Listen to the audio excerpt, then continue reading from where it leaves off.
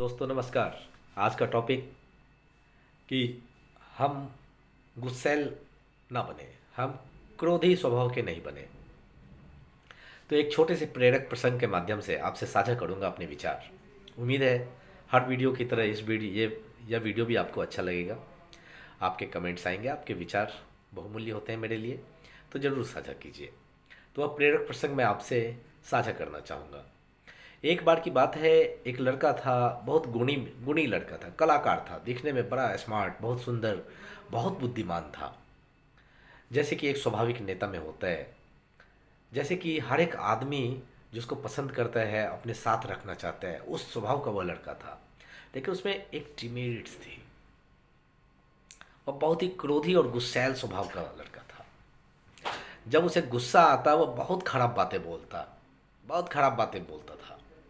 उसके आसपास कौन है इसका भी लिहाज नहीं करता था, अपने दोस्तों का भी नहीं, अपने परिवार के सदस्यों का भी नहीं। इसलिए लोग उसे कटते रहते थे।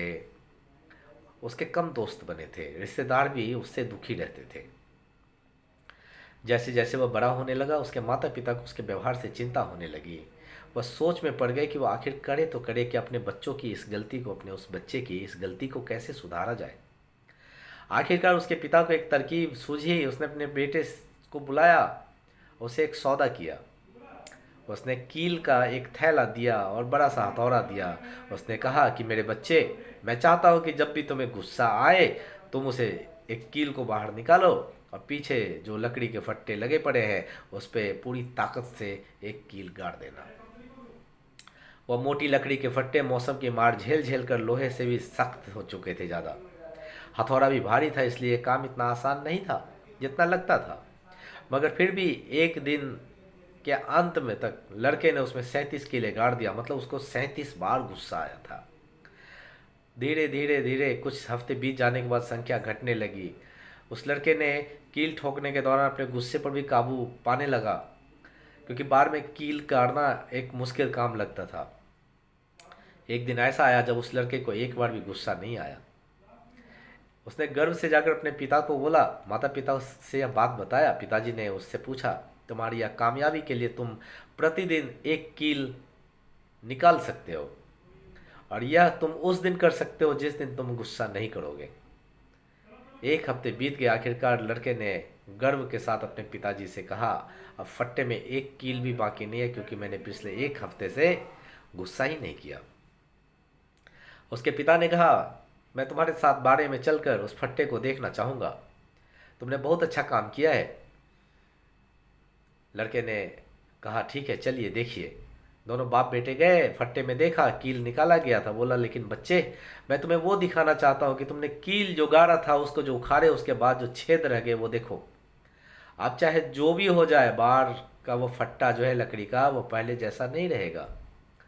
तो गुस्से में करी हुई और कही गई बातें ऐसे ही निशान छोड़ जाती है दोस्तों, और दाग हमेशा के लिए रह जाता है। अगर आप कितने भी दफ़ा माफ़ी मांगे, कितने भी साल बीत जाए, दाग रह ही जाते हैं। बातों की चोट भी हाथों की चोट जितना ही दर्द देती है, उससे भी कहीं ज़्यादा दर्द देती है। लोग उस लकड़ी के फट्टे से ज़्यादा कीमती होते हैं। वो हमारी मुस्कान, हमारी कामयाबी का कारण बनते हैं। कुछ हमारे दोस्त बनकर हमारी खुशियाँ और दुख में हमारे साथ होते हैं। तो इसका अर्थ है कि हमें सबके साथ इज्जत और प्यार बनाए रखना चाहिए। इसलिए दोस्तों, आपसे निवेदन है, आपको सलाह है कि हमें कम से कम दाग देने हैं, कोशिश कीजिए देने ही नहीं है। दोस्तों, जितना ज़रूरी सबक है यह, कितनी अच्छी सीख है। एक बात जो हम बार बार याद रखनी चाहिए सबको, हम सबों को, सबको कभी ना कभी गुस्सा आता ही है। और असली इम्तहान तो तब है कि हम उस गुस्से के समय में क्या करते हैं। अगर हम समझदार हैं तो हम पुल बनाने में समय लगाएंगे, न कि लकड़ी के फट्टे में कील ठोक कर दाग लगाने में। तो अगर आपको मेरी यह मोटिवेशनल वीडियोस स्टोरीज अच्छी लगती है तो आपसे निवेदन है, ज़रूर लोगों के साथ साझा करें, खासकर अपने बच्चों से ज़रूर साझा करें। धन्यवाद।